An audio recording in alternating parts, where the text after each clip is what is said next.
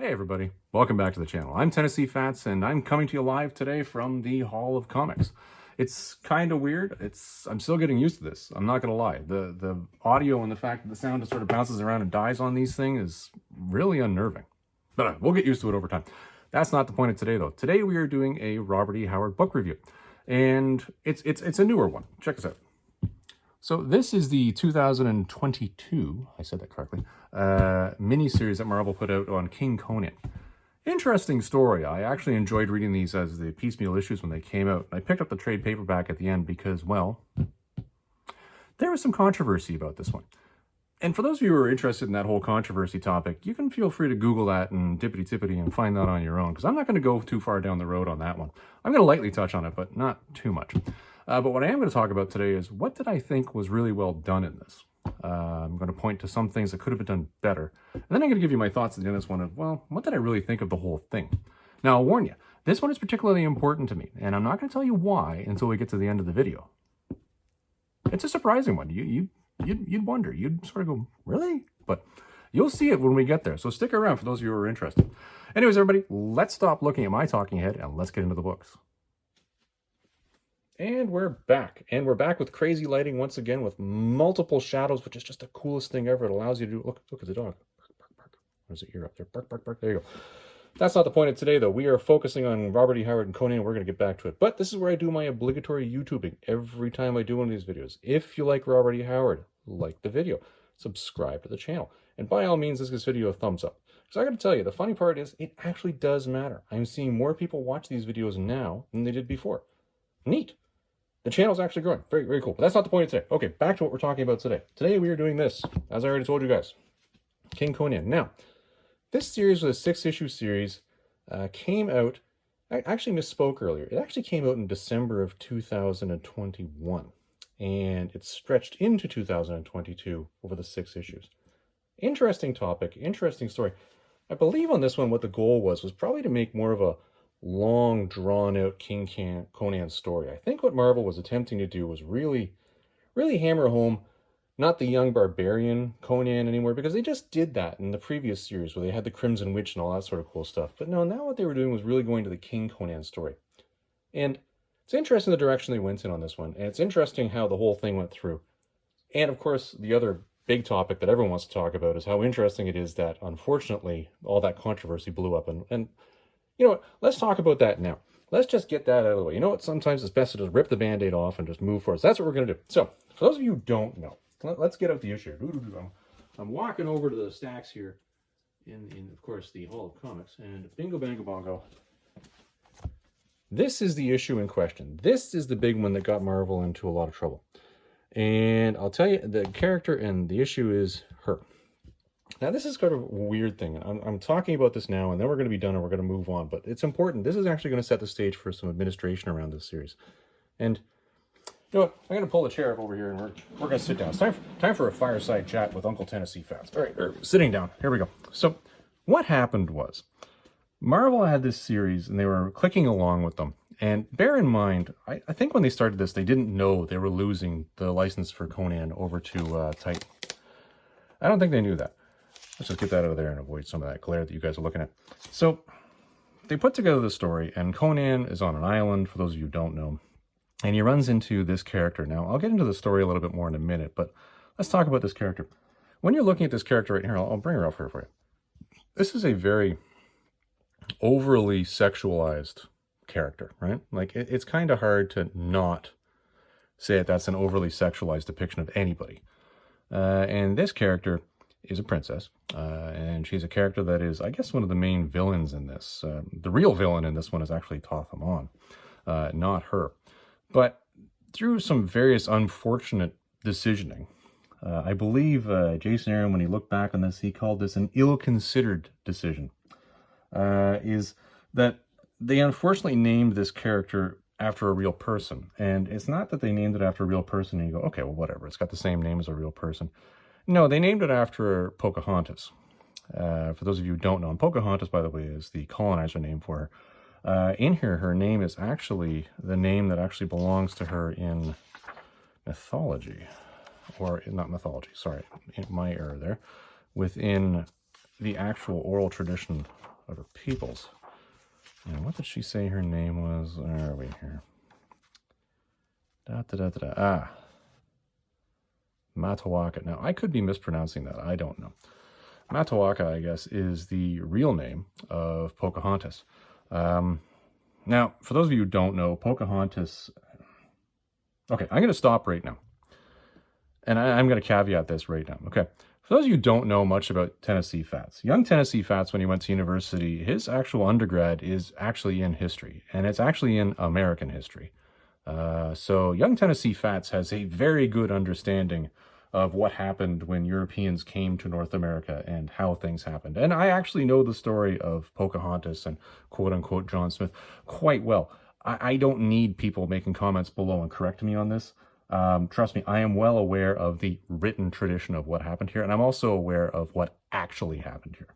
So let's just set that aside here. So for those of you who want to jump on the bandwagon and start attacking me, yeah, go to hell.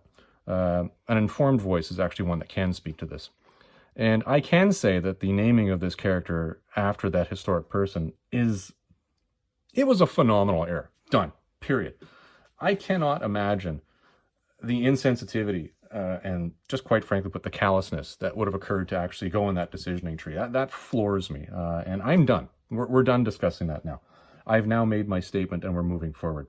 Anyways, so you have this very overly sexualized person named after a very unfortunate historical person. And the result of that was that this issue led to, quite frankly, put a halt in production of the book. And it did. This book actually stopped being produced for a couple months. I imagine what Marvel was attempting to do at that point in time was really decide how to deal with the backlash that came from this ill-considered decision. And I'm glad they did make a decision in there on what to do. I don't know if the path they chosen would have been the one I would have chosen, but they chose something and they moved forward. So unfortunately, the 6 issues was delayed by a couple months, and they got even fewer issues in than they would have if it hadn't have been delayed. And it's interesting that had they have had more time, I imagine they would have actually put more content out under this title, and it probably would have gone a little bit further. There, done. We're now done discussing that. Anyways, so the story here is that Conan has wandered off and finished doing his King Conan duties, but you don't know why.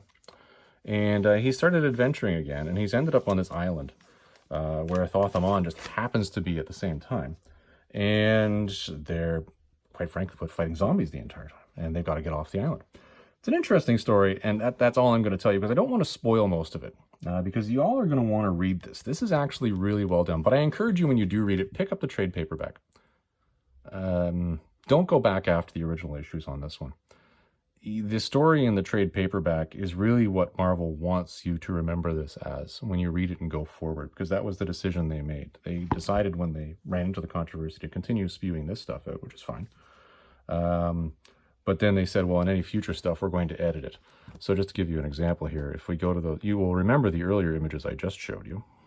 So if we now go to the images where Conan now meets this lady again, where are we here? Come on, there she is. This is a very different image than what you just saw.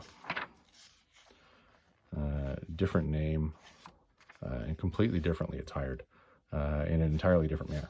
So that's what Marvel did. Anyways, enough of that discussion. But it's really hard to stay off that because it's such a big piece of what happened with this. Anyways, so he finds his way onto an island. Thoth-Amon is there, and the two of them have to either get along or kill one another and try to get out of there. So the first couple issues actually are Conan fighting Thoth-Amon a fair amount. And then, of course, they learn to work together. And, of course, obviously, they're going to betray one another again. And I won't spoil the end of the story for you. What I liked about this, what did Marvel do well with this? Let's get to that point right now. Let's just get off this side rail and get back onto what we're supposed to be talking about here. What Marvel did well with this? Well, I'll tell you what Marvel did well with this. What Marvel did well with this is they actually did a really good job of drawing in this, which was the series that came before. Because this is actually a funny running joke, and I think this is quite important. So I'm going to get this out of the way, and I'm going to show you this old issue. All right. So I think, first of all, it's very important that you do read the series that came up before this, before you pick up the King Conan series. All right. This is issue 8 of the original series, and in this, Conan goes back to his home village, and the majority of the people there have all been brainwashed, and they're trying to kill him, and he doesn't really understand why, including his own grandmother, by the way. And he gets away, but at the end of the day, he and a guy come back, and they murder a bunch of people, and they find out what's going on. And he finds it, and Conan finds out that at the end of the day, this whole thing was orchestrated by Thoth-Amon. What's kind of interesting and funny about this is that Conan's commentary throughout this is, who the hell is Thoth-Amon?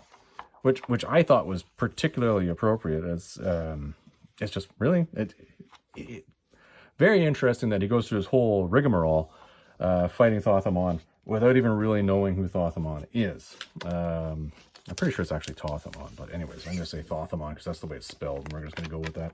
Anyone wants to correct me, you go ahead and throw a comment in below, and I'll probably listen to you. Anyways, end of the day, that I thought was really well done, because when Conan's in this story, I believe it was the first issue where Thoth-Amon comes out of nowhere and says, oh boy, the gods are favoring me because you're finally here for me to murder you, and Conan's like, I seem to remember your name. That was just an interesting cut. I thought that was really well done, and I like the way they tied it into the old one. Another interesting aspect of this, and it actually does come back to this again, this, by the way, is the original Crimson Witch story, is within this, and I think most people kind of missed this when they read this story. Everybody made a big deal about, how the Incredible Hulk became immortal. Well, within this, right down over here, I'm sorry, but Crom just cursed Conan to not be able to die outside of old age. Conan effectively just became immortal. Not really immortal, but invincible other than old age. So what's interesting in this is, and there are several times that Thoth-Amon brings it up, and he talks to him, and he says, whoa, whoa, whoa, whoa, whoa. How is it you're not dead? Like, it doesn't make sense to me. Even Conan's son, Con, who later becomes Conan II, even he is like, you should not have lived through everything you've lived through. How are you still here? And lo and behold, he's still here. Kind of funny, Conan has never taken the time to explain that, even to his own son, that, oh, by the way, I can't die anymore because of, I mouthed off at my god a little too much. Kind of funny, and I like the way that they threw that in there. That was another interesting aspect I think they did really well here. Now, two other aspects. One of them is one I'm going to say is good, and the other one I'm going to say is good and bad. Okay, number one. This has a lot of character growth for Con. And I think that probably was the direction that Marvel might have been thinking they're going to go in on this one, because Con becomes King Conan II. We never really read King Conan II's topics. Like, back in the day, there were no comics about Conan's son being a king. I've never read them. I've never found them. So this, and within here, Con becomes King Conan II, or at least is looking back on it as King Conan II. And you're saying, well, hold on, there's a whole lot of growth here for this character. And it's interesting seeing how he's developed and how the difficulties he's had developing, having Conan as a father. That I thought was really well done. And I thought that was some really good character development on Con. And I would encourage anybody who's going to produce this lineage of comics in the future, i.e. Titan, hint, hint, might want to spend some time actually, maybe you want to come up with a series that's about Con. Just throwing that out there. That was really well done.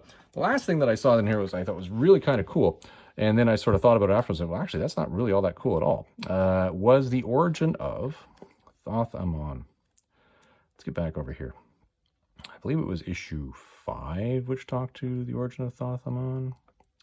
Yes, here's the cover for issue 5, okay? And in this, you get a little bit of history of who Thoth-Amon is, and why he became what he was, and how he became what he was. And I thought this was really well done. I thought, okay, yeah, this is really good. Now, bear in mind, I thought this was really good before I read The Savage Avengers, the first series. Yeah, let that sink in there for a second, okay? This came out in, I made a note of this. This came out in June of 2022, okay? June of 2022, you have the origin of Thoth-Amon, who is really a kid that's just been tortured into going down this evil path, this route, which is unfortunate. Like, you really are made to feel a little bit of guilt for him, and they do a little bit of character development for him. And I thought, yeah, that's really good. Yeah, that's really well done. Well, did anybody read The Savage Avengers? I don't know if you did or didn't. Savage Avengers first series, issue number 11. Actually, don't have it handy right now, but if you can go ahead and Google that. And in that, it's, of course, the bad guy in there is Kulan Gath. For those of you who are interested in reading or watching my review of that, go back to my playlist on Robert E. Howard, and you'll find it, and you'll see where I discuss that. Well, that issue came out over a year earlier, and it seems to me that it's eerily similar, that Kulan Gath, who was basically a kid who had a really rough time and was tortured into going down the wrong route, sounds an awful lot like this. Like, I thought it was good, and then I was like, well, wait a minute, hold on, whoa, whoa, whoa. Isn't that just mirroring exactly what Marvel just did the year before with yet another Conan bad guy? Which to this day, I will still always say is a Red Sonja bad guy, not a Conan bad guy. Take that, Conan guy. So that was sort of a good and a bad thing. Just to give you a sense of, where are we at here and how did things go sort of not so well. Now, those are things that I thought were really well done with this. As I say, I like the development of King Khan, or Conan II. I like the reference back to the Crimson Witch story and the fact that really Conan can't die other than growing old. And I also like the fact that, they carried on this sort of back and forth between Conan and Thoth-Amon, where Conan was still like, I'm sorry, who are you again? Whereas Thoth-Amon's like, dude, you have been effing up all of my plans my entire life. That is kind of funny. Really well done on that side. So those I thought were the three key points there. What did I think wasn't so good on this? Well, we already went down that we'll call that the meandering path of how did we F this up, Marvel, and what the heck were you thinking? And we're done with that now. That really cut into the production time this series had. It cut into what they could have done with this. And then, of course, Marvel losing the license because Conan Properties International, Cabinet Properties International pulled the license out and they gave it over to, because it's now announced it's going to Titan, who is going to start producing apparently in spring of 2023. And I guess they're going to do a bunch of Robert E. Howard content. So I'm looking forward to that. But they lost it. They lost it really quickly. And, part of me wonders if Cabinet pulled this back because of the very fumble that was that. I really do wonder at that. You almost wish you were a fly on the wall to actually say, well, what actually happened here, guys? Like, how did this happen? Because I don't think Marvel was under the impression that you were going to haul this back. I don't know. It seems very odd to me. Very odd indeed. But because of that, this was somewhat rushed. It came to an end very quickly. As I say, issue 1, 2, and 3 were December, January, February. Then you took a 2-month hiatus. And then you only had 3 more issues. And which took to the end of July, which was when Marvel really lost it. And obviously, you can get 2 more issues, or you could have got 2 more issues into this, hadn't you have had that gaffe. Fine. You could have gotten further had Cabinet not pulled the license back. Fine. But it was rushed. It really was. When you looked at how the whole thing wrapped up, really clearly the writers were attempting to draw up this character. They were attempting to draw this character in with more story. The origin story over here, which really gets into basically Central America. So you're really talking Aztec. I believe it's mostly Aztec. I wouldn't call that Inca. I don't know. I'm not a specialist enough in that particular area to really comment on it. But, end of the day, toughie. Really is a toughie. I couldn't tell you which one it is. Yeah, subject matter experts are going to comment below, and they're going to tell me. It really mirrors the whole, Spanish conquistadors coming into the Central America and slaughtering everybody. And in this case, the Central Americans fought back and massacred all of the conquistadors in this particular story. And you could tell. And she was cursed for what she did because I guess her people saw it as the ultimate betrayal. Interesting that the way they developed it here was really that was going to be a character that was going to develop into more. When I read that origin story the first time in here, I thought it was an interesting thing. I was like, okay, where are they going with this? And honestly, when I read that, and obviously this is a hypersexualized character, that is part of the Conan mythos. I'm sorry. If you're reading Conan comics, that's just the way that it's been depicted in comics all along. Was that Robert E. Howard's original intent? I honestly don't know. He wrote these things 100 years ago. The way we looked at things was entirely different back then. And looking backwards with the glasses on of revisionist history is never a safe thing. But at the end of the day, this was a character that was going to develop into something. And really, they wrapped it up in 3 issues and they were done. I don't know. I thought that was a little bit too rushed. The whole, and this gets back to that good and bad point of the origin of Thoth-Amon. It was good because it humanized Thoth-Amon and it gave you, okay, well, that's what's happened here. That's why this has happened. I get it. But they didn't really give you enough on why you needed to know that because they had to wrap it up too quickly. So another, now I'll tell you another one that was kind of a bad one, and I don't know if I'm going to fumble through and find the right page on this one or not, was that before Conan found his way to this particular island, he stopped at a bunch of different places. There's an allusion in here to him wandering by sea for quite some time before he got here.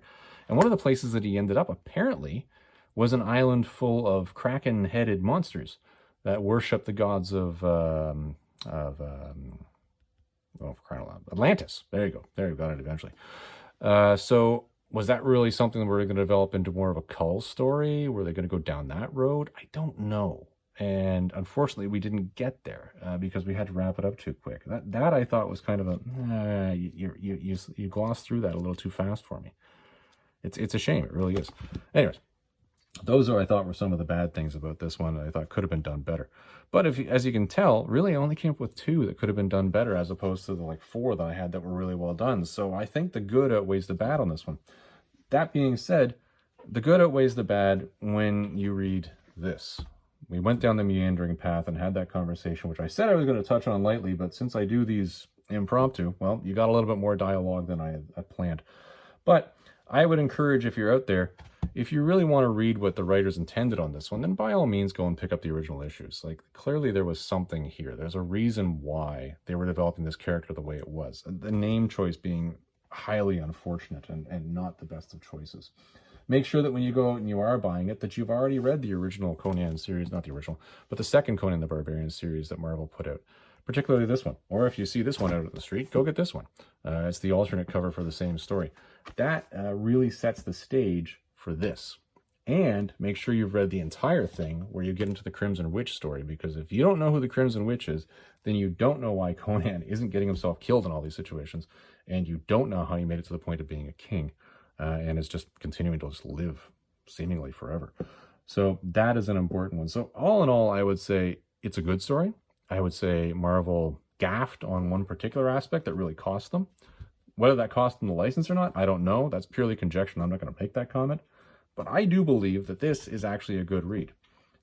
I'd say if you want to go and get yourself a story that actually tells you who King Conan is, and you wanted to say to yourself, gee, you know, I really enjoy reading Conan stories, and I always did enjoy reading King Conan stories, this is a nice continuation of that, because it is Conan in his older years. So I would say go ahead and do that. Now, this is where we get to the aside. I mentioned earlier that this particular story was important to me, and I would tell you why later. Well, here's the why and the later. This is issue 6 of the original. So, you know, if you really wanted to go out and pick up the original issues, I'm going to give you the one reason why you might want to right now. Issue 6, last issue, it's the big wrap-up. Let's just flip around over here. Let's just forget the whole story. Let's just take that story and just throw it out the window. Never happened. Well, you might want to screenshot this one. There's my letter that I wrote after reading issue 1, by the way, published in issue 6. Bam! Bam! So that is why this is particularly important to me. You'll note that in my review, though, I did tell you to go out and pick up the trade paperback. You might not want to pick up the originals, unless you really want to try to conjecture your way through why did they make this character what it was. But if you did want to pick up the originals because you said to yourself, hey, can I get an actual letter, a book that has a Tennessee Fats published letter in it? Well, yes, you can. And this is the book to do it, which I find hilarious. I got to tell you, when I read this, and of course I picked up 2 copies, because, you know, when you're published, you got to have 2. Why not? When I picked this up, I sat at my desk tittering like a schoolgirl for almost 25 minutes. It was quite funny. So much so that my wife was looking at me like I was an idiot and said, what are you, 6? Well, clearly when you read something where you've been published, yes, you immediately revert back to being 6.